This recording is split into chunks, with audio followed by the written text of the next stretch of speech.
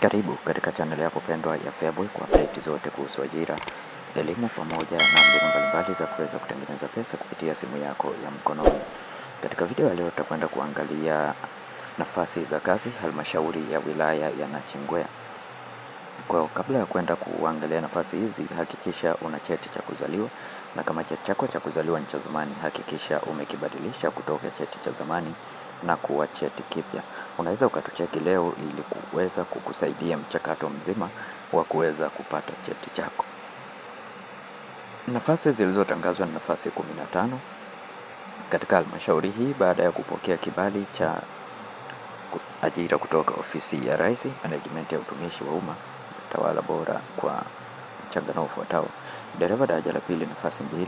Majukumu ya kazi: kukagua gari kabla na baada ya safari ili kubaini hali ya usalama wa gari, kuwapeleka watumishi maeneo mbalimbali kwenye safari za kazi, kufanya matengenezo madogo madogo ya gari, kufanya na kusambaza nyaraka mbalimbali pale zinapohitajika, kujaza na kutunza taarifa za safari zote katika daftari la safari, kufanya usafi wa gari na kazi nyingine atakazopangiwa na mwajiri.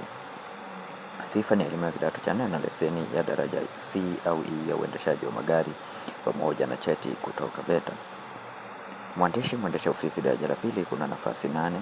Sifa ni kidato cha 4 au kidato cha 6 na stashahada au NTA level 6 ya waziri Secretary of Studies kutoka chuo kinachotambuliwa na serikali.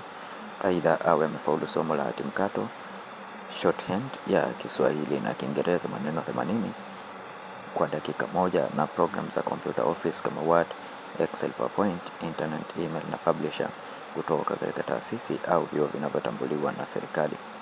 Nafasi zingine ni msaidizi wa kumbukumbu daraja la pili nafasi 5.